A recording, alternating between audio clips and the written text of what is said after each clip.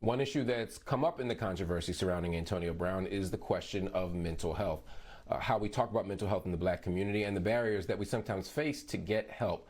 So joining me now to discuss all of this and more is my next guest, Dr. George James. He's Chief Innovation Officer. He's also a marriage and family therapist at Counsel for Relationships. Dr. James, welcome to the show. I want to add, you also do some counseling with professional athletes, no?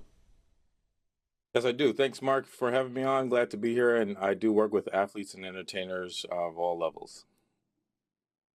Absolutely. And when we see someone like Antonio Brown, it raises lots of questions. I want to caution and say we haven't diagnosed him, right?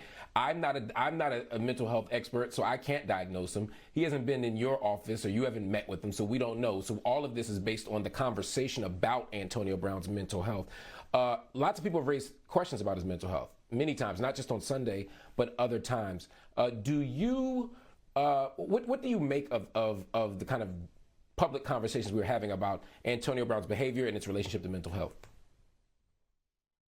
Yeah, as you mentioned, I have not seen him. I have not worked with him, so I can't really give a diagnosis. But I do think that this is good that we are having conversations about mental health and what could be mental health issues or mental health concerns.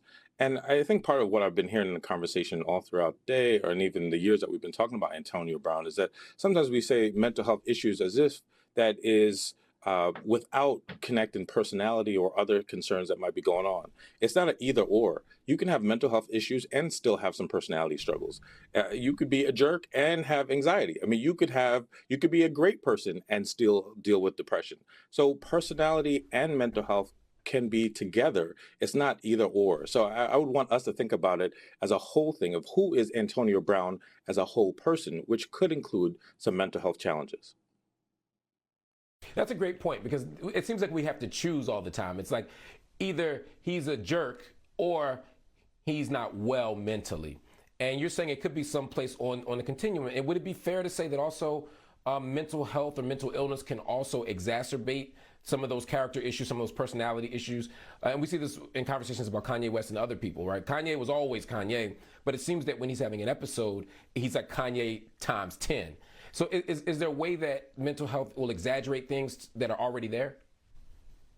Yeah, I think that's a good way to look at it, right? That mental health challenges can exaggerate or put someone on further display where they might make choices or decisions that they might not normally make, right? Like you mentioned Kanye, or even what we've seen with maybe Antonio Brown, or what we do know of ex-NFL star Brandon Marshall, where he has come out to say that he has struggled with borderline personality disorder, Mm. and some of his erratic behavior, some of his challenges, some of his anger outbursts were related to his mental health struggles, and that when he was having episodes, it would be exacerbated, as you just mentioned. So when NFL players are having these struggles, what kind of support is available to them? Again, you have worked with athletes, you've worked with entertainers, you've worked with all kinds of folk. But a lot of times, in my experience, when I talk to therapists who work with those folk, it's because somebody reached out to them, an agent, a family member, or they have advocated for their own mental health. Is there a mechanism inside the league, though, to help people who are struggling with issues? Unfortunately, when we talk about mental health, folks don't normally come into my office unless there's a crisis, unless there's an issue. Few Mm. times I'll have people who come in because like they want to prepare or be ready for an issue or a particular thing coming up. The league does have things that they try to support their players. There's NFL Lifeline that I think that they have, and other professional sports have opportunities and support for their players. But there's also ways that they can go and seek therapy from outside of the league.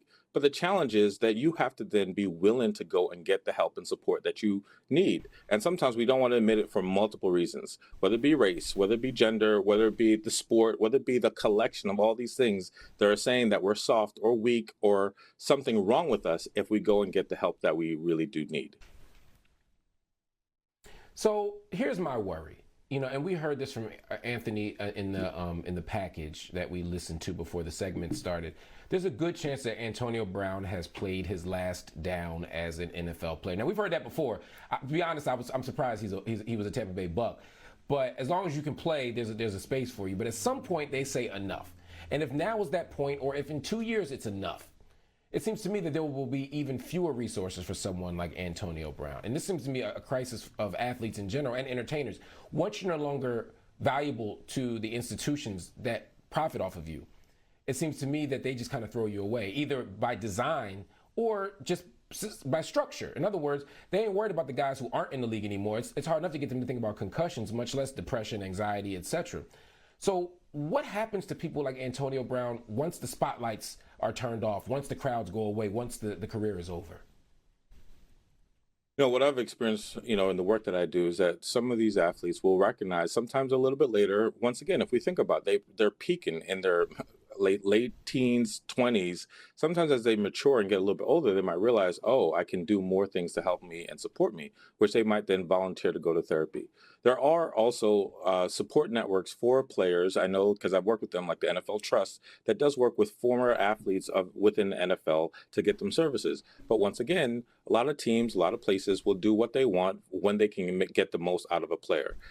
The thing with Antonio Brown, he's still talented and still has a lot of, as they say, juice in the tank. So he might actually still get an opportunity.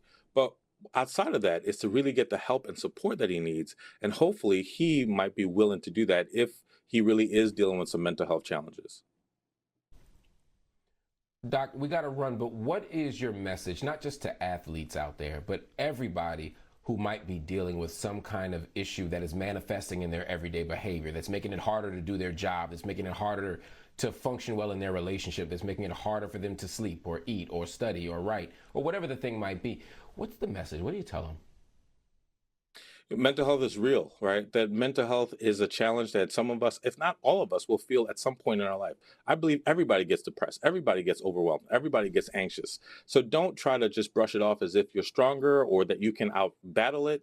Get the help and support, because I don't think anybody gets to a successful place, no matter where you are, without getting some support. And a therapist, a coach, a counselor can be that help and support that you need. We all need the doctor, medical doctor, but we also might need that therapist. Go sit on somebody's couch, as they say. Amen. I'm going to take that advice myself. Dr. James, it's been a pleasure having you on the show. We'll be sure to bring you back to continue this important conversation about mental health in our Black and brown community.